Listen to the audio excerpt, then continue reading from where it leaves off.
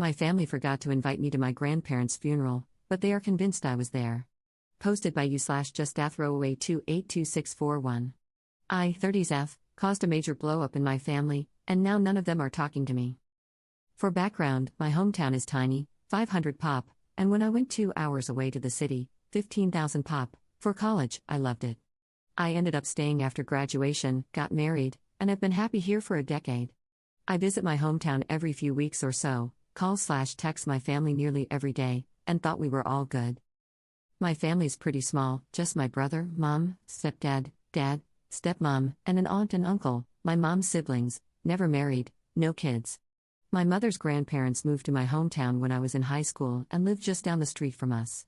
My family has always been pretty drama-free, aside from my parents' divorce when I was a kid, and we've been happy. The step-parents blended in perfectly, and we share holidays and celebrations together. We're all super close, just the perfect little group. Ever since I moved away, the topic of when are you moving back has been constant, and I've always laughed it off. My hometown has nothing. You have to drive 30 minutes for milk and bread, with 60 to 90-minute one-way commutes to work. Floods shut down the main road every Easter. I love the town, but I love it here more. I have parks, stores, community events, a library. The city is great. My family grumbles that I need to move back, but I refuse. I've been trying to encourage them to come here, especially since it's not an hour's drive to the nearest medical facility. Now to the meat and potatoes. Both my grandparents passed during COVID times. They were both old, and their health had been failing for a while, so it was only a matter of time. Thankfully, they didn't catch it, but it made visiting them impossible, and we survived mostly through FaceTime. They both passed in their sleep, months apart. Both were cremated and kept securely under the kitchen sink for safekeeping while the pandemic blew over. That was 2021. Well, I just found out my family held a funeral for them and scattered the ashes in my uncle's maple grove over the summer. No one said a word to me about it. I visited numerous times before and after, and not one word.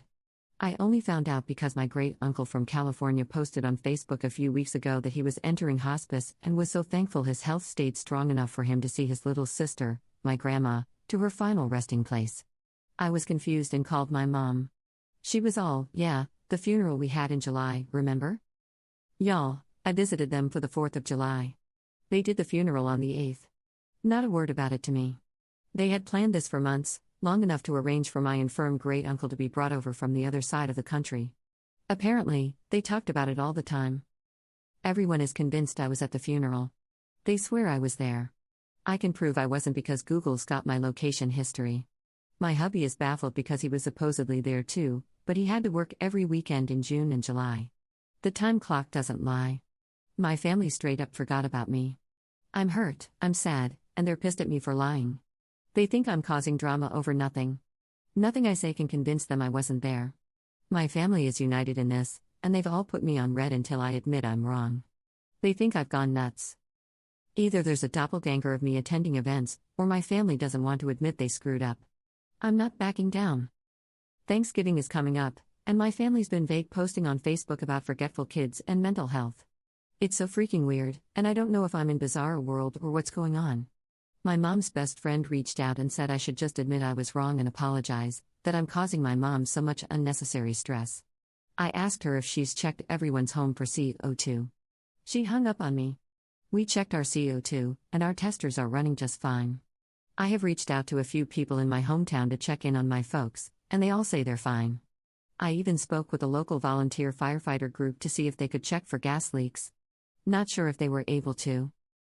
I don't know what to do.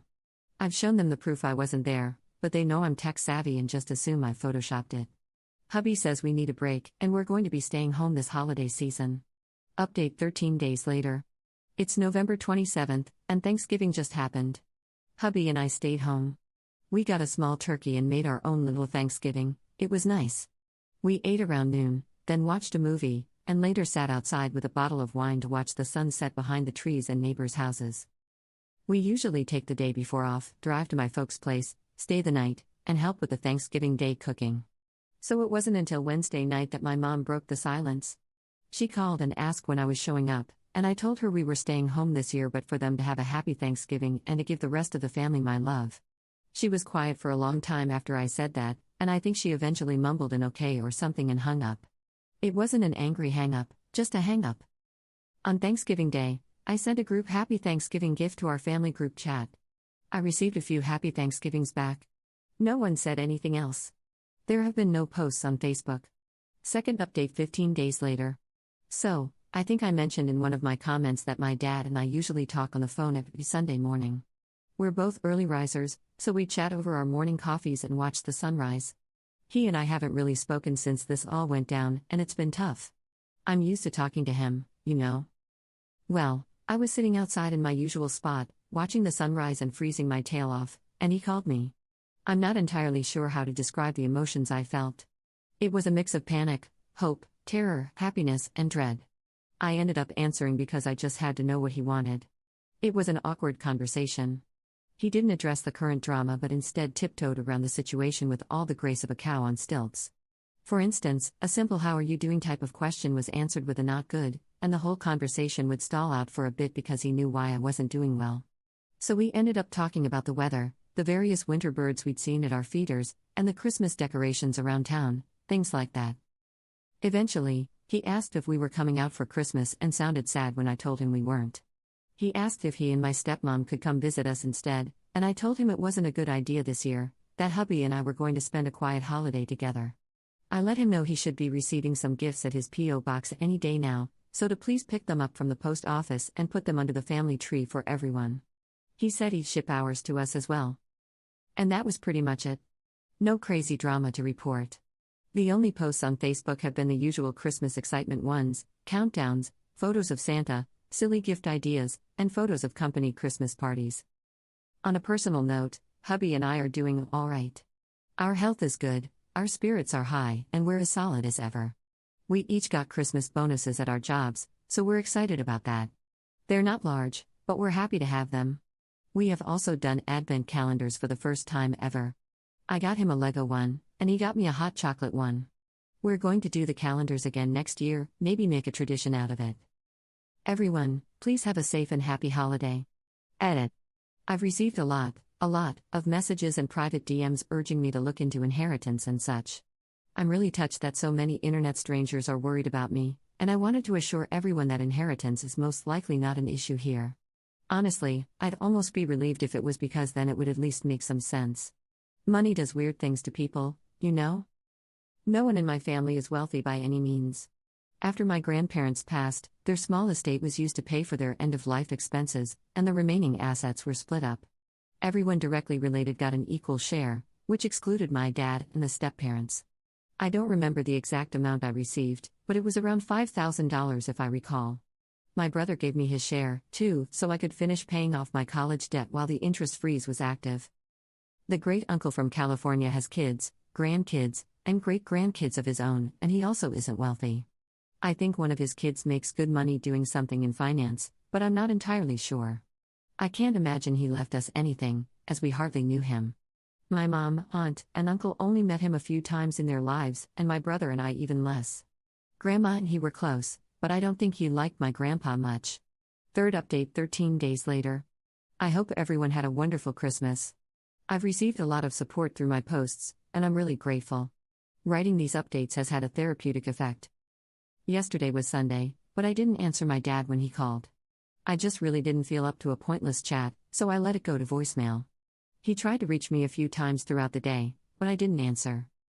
Our bestie last minute invited us over to his house for Christmas Day lunch today, so my husband and I were busy all Christmas Eve making cookies, peanut brittle, and homemade suckers/hard candies for his kids. Mom tried to reach out as well, but I also ignored her calls. We had a blast at lunch. Our friends' kids are a lot of fun to be around. They got some techie presents from their grandparents, a Quest VR headset and Steam decks, lucky little rascals. Our friend and his wife aren't good with tech, while my hubby and I are, so we helped get them set up while our friend played a good host to his folks' in-laws. The grandparents didn't realize that a Steam Deck required a Steam account, so we got the kids their own account set up, added them to our Steam friends lists, and gifted them some games. We also bought them a few VR games for their headset, and they were off to the races with Beat Saber in no time. As for my folks, my brother texted and asked if we could talk sometime tomorrow. I think me ignoring mom and dad has caused some kind of upset, which they deserve. Fourth update 1 day later. Spoke with my brother over the phone this morning. For starters, he apologized for everything. He and I are good, for now. For a bit of background, my brother and I are only 2 years apart. There weren't a lot of kids around growing up, so the two of us were often stuck doing stuff together. We have a lot of shared interests and passions.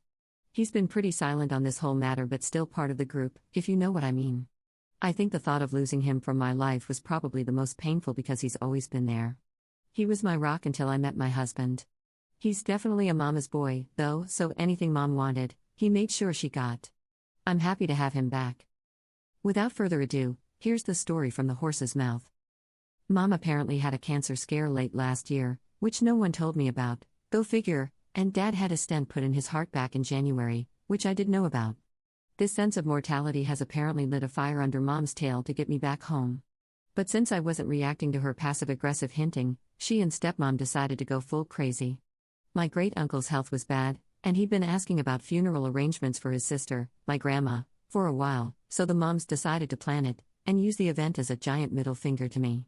They kept all the planning pretty hush-hush between the two of them, so no one on our side of the family actually knew about the funeral until about 2 weeks before. The moms said they'd invited hubby and me. No one thought anything about it, no one thought to mention, confirm, or check with me.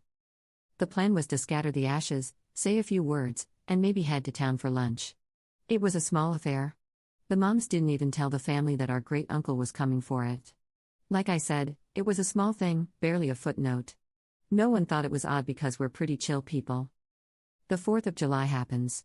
Hubby and I are out. No one thought to mention it, as we were all busy celebrating and having a great time. Anytime the topic of this weekend came up, one of the moms quickly shifted the conversation. We went back home. July 8th happens. Great-uncle rolls into town with a few of his kids, grandkids, and great-grandkids, and it's a surprise to everyone, except the moms. Everyone drives to the Maple Grove, and the moms have brought a ton of food and stuff. It's a full-blown party.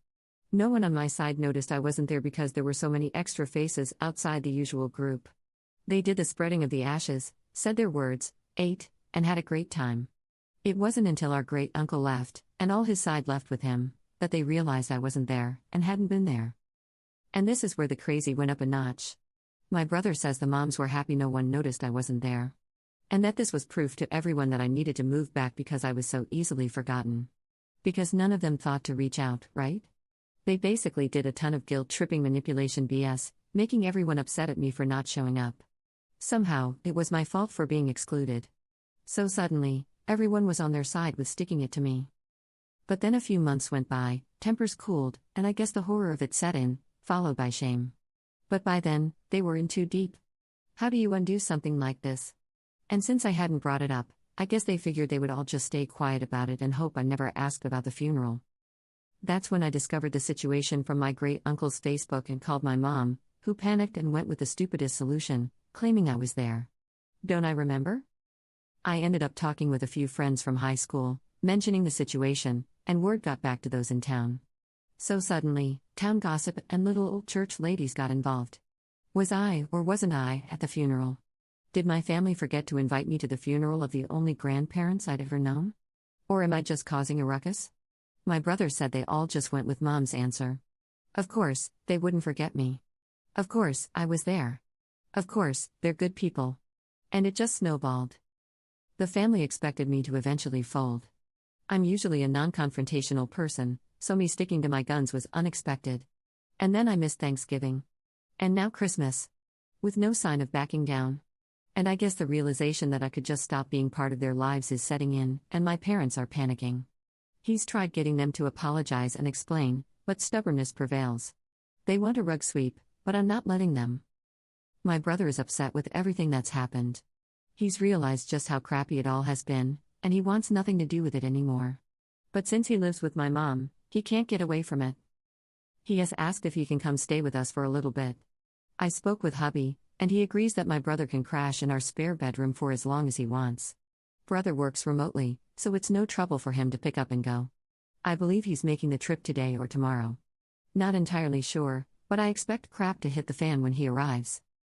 On a side note, hubby's stoked that my brother and I made up. The two usually game together but haven't due to the situation. He's downstairs right now setting up his man cave in preparation for my brother's arrival. I'm happy to see him so excited. Edit. My brother rolled in late last night. He'd obviously been crying, and when I opened the door, he just held me and sobbed. I'd never seen him like that before, and soon both of us were just standing in the doorway, crying into one another. He kept apologizing, over and over again. Said he wasn't sure why he went with it. Just kept saying sorry. Hubby got him all set up in the spare bedroom while my brother and I talked. My brother's a wreck. He's always been a big guy, but he's lost a lot of weight, and his clothes just hang off him. If I didn't know better, I'd think he was on drugs. We talked for a little bit before bed, and he re-explained everything for my husband. I told hubby the story, but it was just so weird that hearing it again helped. This morning, my brother was up at dawn making some coffee and getting his workday going. Hubby's off all week, lucky, so he made us working folks some pancakes and bacon. So far, everything's peaceful. We've decided not to answer any calls from our family. They've been made aware that he arrived safely, that we are going to spend New Year's together, and that we're not answering any calls until January 1st. They may text if they wish. I'm sure they're losing their minds. Serves them right. Everyone, have a safe and happy New Year. Don't drink and drive. 5th update 1 week later. I hope everyone has a safe and enjoyable holiday, and may the new year be full of joy and happiness. Not much of an update, things here have been quiet. My brother's settled in nicely, and he's a great housemate. Our place isn't very big, but we have a full basement and a nice outside patio/porch area, so it doesn't feel crowded at all with the extra addition. He's a quiet and clean guy, no hassle at all. He got some fresh clothes from Walmart, a haircut, and trimmed his beard, so he's more presentable now. He's a lady killer when he gets cleaned up. He's made nice with the, very nosy but kind, retired couple next door and is adapting to city living nicely. Folks back home have been mostly well behaved. There have been a few texts back and forth, as we're not answering calls. Mom mainly wants to know when my brother's coming back, but he's keen on staying here for a while. Mom said I can't keep him, and I told her he's a grown man and can do what he wants.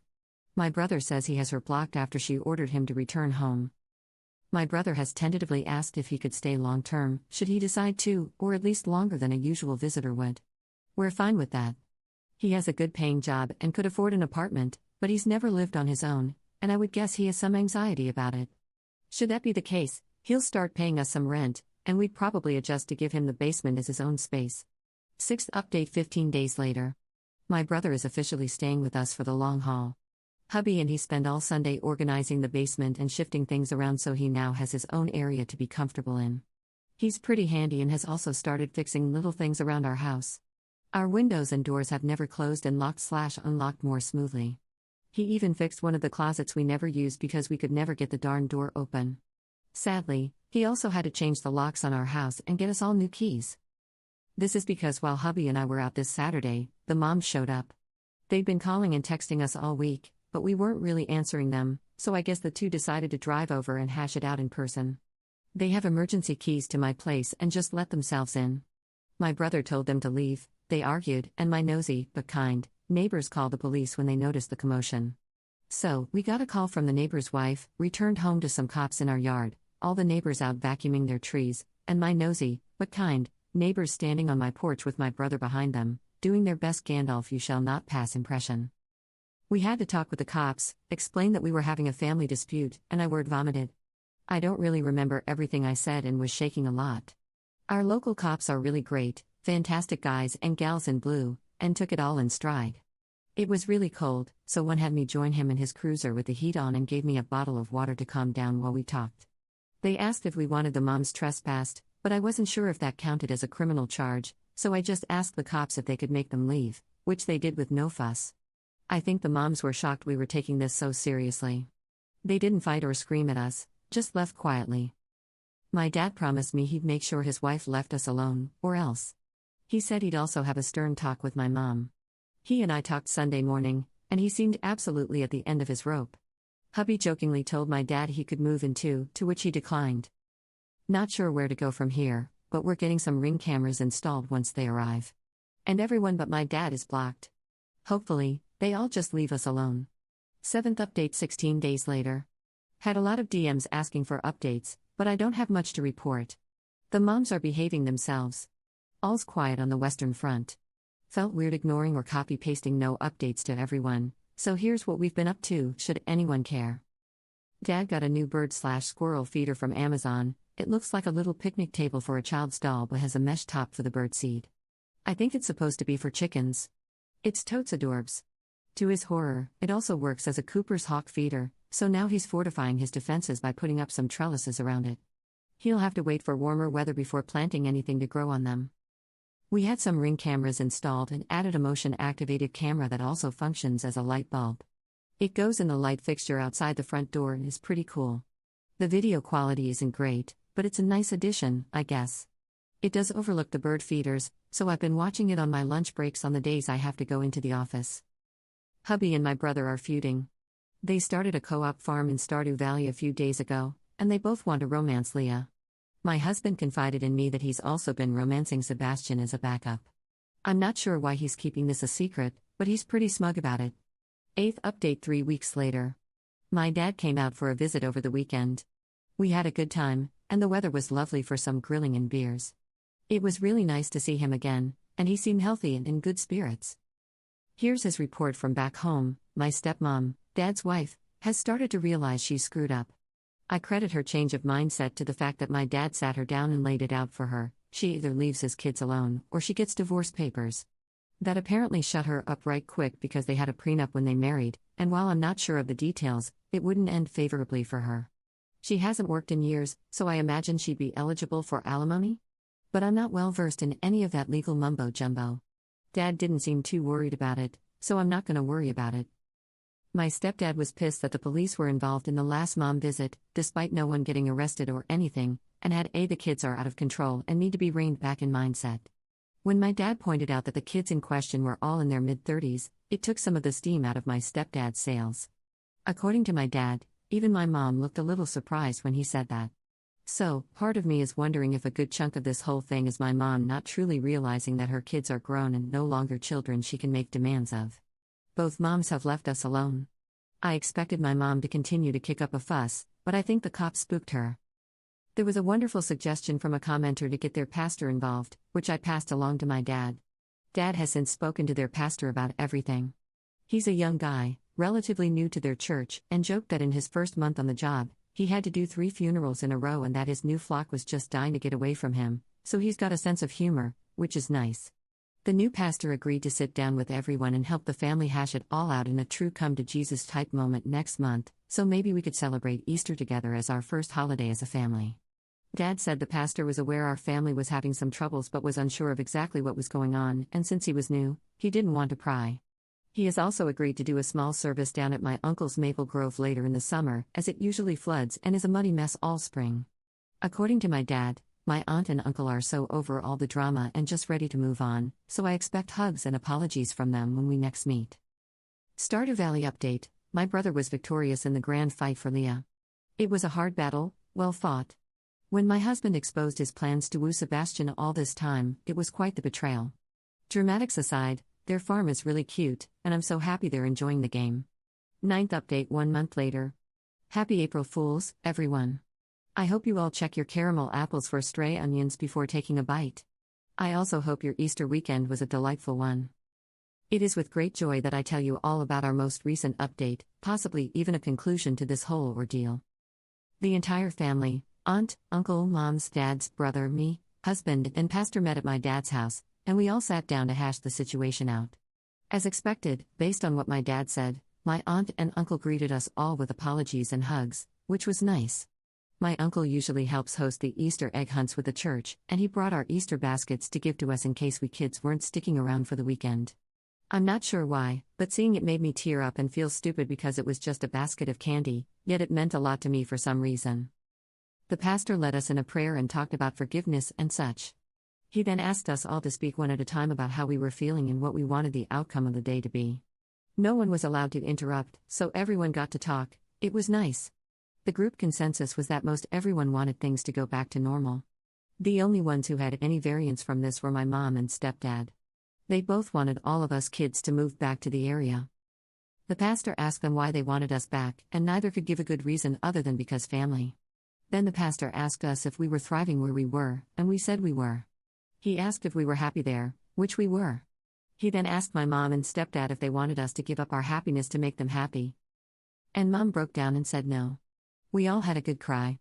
The pastor then asked about the funeral and the lies that led up to it and followed it, how it made us all feel, and what we wished we had done differently if we had the chance.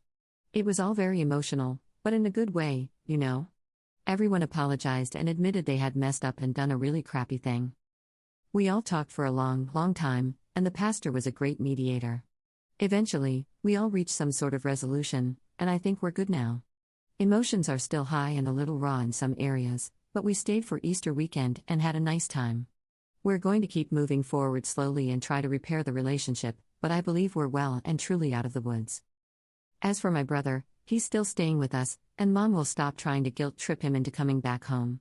He's thinking about renting a small apartment in our area, but we're not pushing him to make a decision. He knows he's welcome to stay as long as he wants. I think he wants to try dating. He's had a few girlfriends but never anything serious, and is embarrassed to bring any girls around our place, lol. He's been going to a few random classes and book clubs at the local library for something free to do and has been hitting it off with all the little old ladies who attend. They keep trying to set him up with girls his age who they know. He has been on a few lunch and coffee dates with a couple of girls, but I think he's too embarrassed by the attention to give dating a real try.